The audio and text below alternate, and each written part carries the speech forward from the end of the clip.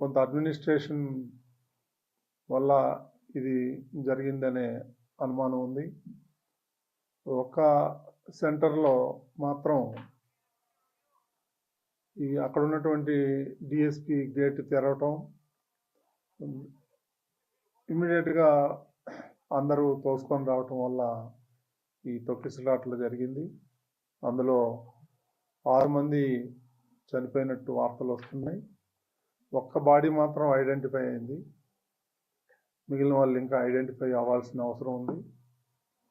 అదేవిధంగా రేపు ముఖ్యమంత్రి గారు 11:45కి తిరుపతి వస్తున్నారు. క్షతగాత్రుల్ని పరామర్శించాలని ఆయన ఇప్పుడే చెప్పారు. కాబట్టి ఇలాంటి సంఘటనలు ఇంకా జరగకుండా చూడాలని ముఖ్యమంత్రి చాలా తీవ్రంగా స్పందించారు. చాలా దురదృష్టకరం అని చెప్పడం జరిగింది. ఇది ఫ్యూచర్లో ఇది ఒక లెసన్గా భావించి అందరం సమిష్టిగా ఇలాంటివి జరగకుండా చూడాల్సిన బాధ్యత అందరి మీద ఉంది. అదేవిధంగా ఎస్గ్రేషియా కూడా రేపు ముఖ్యమంత్రి గారు ప్రకటిస్తా అన్నారు. ఇక అక్కడ పరిస్థితి ఎలా ఉందో కూడా ఎప్పటికప్పుడు ముఖ్యమంత్రి గారు తెలుసుకుంటున్నారు. సో ఇది పునరావృతం కాకుండా చూడమని చెప్పి చాలా సీరియస్గా వార్నింగ్ ఇచ్చారు. సో ఇప్పటికీ ఇంతకన్నా మనం చెప్పాల్సిందేం లేదు. చాలా దురదృష్టకరం. రేపులే ఎల్లుండి పండగ ఉంది. సో ముందర రోజు జరగటం చాలా బాధేస్తుంది. ఇలాంటివి జరగకుండా ఉండాల్సింది, కానీ దురదృష్టవశాత్తు ఇది జరిగింది. దాన్ని మనం ఏం చేయలేం. దైవ నిర్ణయం.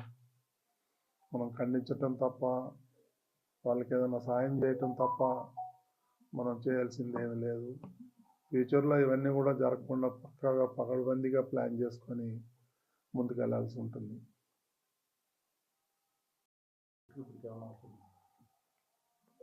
ఈ దుర్ఘటన ఇందువల్ల చోటు చేసుకుంది. తోపులాట 3 చోట్ల తోపులాట జరిగింది. ఈ ఇందువల్ల చోటు చేసుకుందని మీ ప్రాథమికంగా ఉన్న సమాచారం? ఇదే ఒక చోటది వచ్చింది సమాచారం. ఒక లేడీ ఏదో అనీజీగా సిక్ అయితే అమ్మాయిని హాస్పిటల్కి తీసుకెళ్ళటానికి ఆ గేట్ తీశారు. ఆ గేట్ తీసినప్పుడు జనం అంతా కూడా ఒకటేసారి రావటంతో తొక్కిసలాట జరిగింది ఒక ప్లేస్లో. మిగిలిన 2 ప్లేస్లో ఇన్ఫర్మేషన్ రావాల్సి ఉంది. అంత అధికారులు ఉన్నారు అక్కడ. కలెక్టర్ ఉన్నారు, ఈఓ ఉన్నారు, అందరూ ఉన్నారు అక్కడ, ఎస్పీ ఉన్నారు. ఇప్పుడే అందరూ సీఎం ఆఫీస్ కానీ, డీజీపీ కానీ వీళ్ళందరూ కూడా టెలికాన్ఫరెన్స్లో మాట్లాడటం జరిగింది. చూడాలా ఇంకా ఫర్దర్గా ఏం జరగబోతుంది అనేది చూడాల్సింది.